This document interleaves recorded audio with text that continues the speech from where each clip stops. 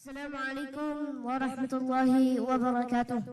Maulaya salli wa sallim daiman abada ala habibika khairil khalqi kullihim. Maulaya salli wa sallim daiman abada ala habibika khairil khalqi kullihim.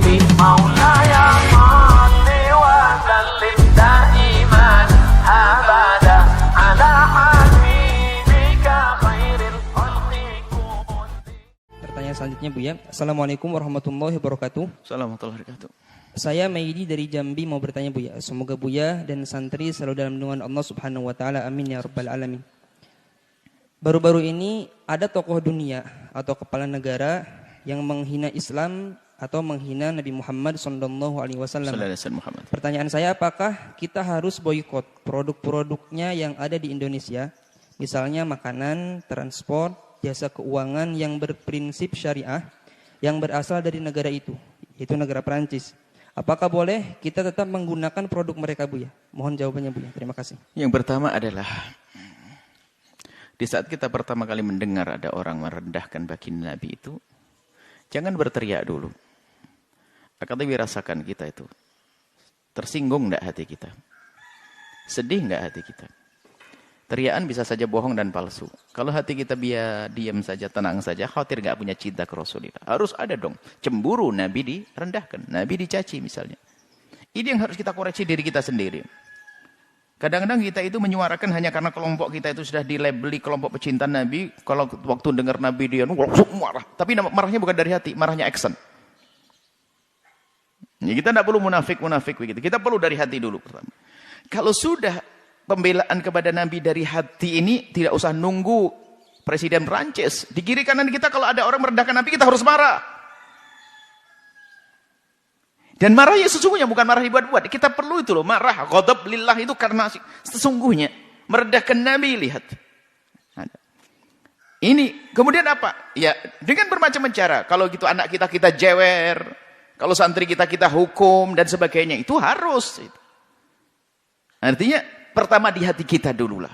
Kita perlu jujur dengan ini bulan Maulid, bulan baginda Nabi. Kita perlu jujur hati kita dengan Rasulullah. Kita bukan action. Kita bukan pengen dilihat orang sebagai pecinta Nabi. Tapi kita ingin dilihat Allah dan Rasulnya. Apa yang Anda lakukan untuk Rasulullah? Harta Anda untuk apa? Untuk Rasulullah atau bukan? Jangan hanya kita pandai berteriak membela Nabi, tapi hati kita tidak dengan Nabi.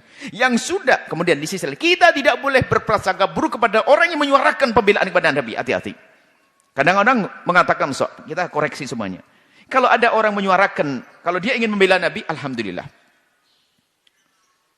Membela Nabi, kita perlu membela Nabi. Nabi memang tidak perlu dibela, tapi kita membela Nabi, karena itu adalah buah daripada cinta di dalam hati kita. Jangan ada lagi yang berkata, Nabi nggak perlu dibela, yang membela Allah. Jangan ngomong gitu. Nabi, kita membela Nabi itu karena cinta di hati kita. Itu sudah normal hal yang semacam itu. Wajar sekali. Dan justru tidak wajar mengaku cinta, tidak membela. Yang membela kita kan Allah semuanya. Kan kita miliknya Allah, nanti ibunya dipukuli, Allah yang membela. Nah, kurang ajar ya. Kita perlu membela karena kita ingin selamat di hadapan Allah. Kita ingin disanjung oleh Allah dan Rasulnya. Baik, kemudian jika kita menemukan tokoh-tokoh semacam ini, sebenarnya ini adalah pelajaran buat semuanya. Siapa yang peduli kepada Islam? Negara yang katanya punya menjaga hak asasi manusia. Ini ada orang melukai hati kaum muslimin, kalau tidak dihukum berarti mereka sudah enggak. Polisi dunia misalnya. Polisi dunia seharusnya yang memberikan hukuman kepada presiden semacam ini. Kalau memang betul presiden ini merendahkan Nabi, kita perlu seperti apa konteksnya kayak apa. Jika ada seorang presiden merendahkan Nabi, jika benar itu, maka polisi dunia seharusnya. Karena Pak, menyakiti manusia. Miliaran manusia disakiti kok. Coba apakah kita bisa berharap dari polisi dunia? Kalau tidak bisa berharap, lalu apa yang bisa kita lakukan? Memberikan hukuman. Kalau bisa kita jewer, dekat kita jewer, kita sentil, kita rohtan. Tapi nggak mungkin.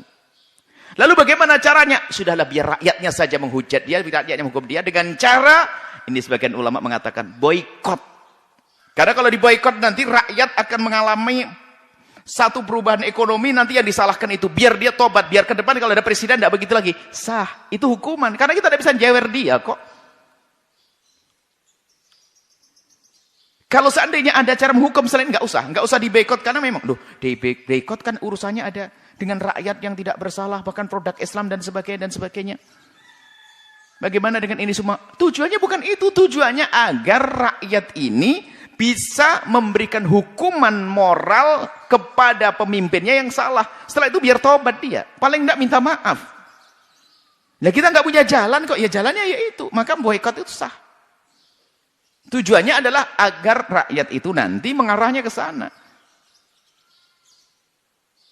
Dan itu telah terjadi dulu di Denmark sebaliknya. Berapa kerugian Denmark? Kemudian di mana sebelumnya ada. Jadi boikot itu adalah sah karena tujuannya. Tujuannya adalah untuk memberikan hukuman kepada presiden tersebut. Yang menghukum adalah rakyatnya. Rakyatnya kan terjadi ekonominya berubah dan sebagainya gara-gara ini seperti itu. Dan seharusnya memang tidak boleh terjadi yang demikian itu. Akan tapi subhanallah, begitulah. Islam kurang cemburu di dalam diri kita. Kita kurang cinta kepada Nabi SAW.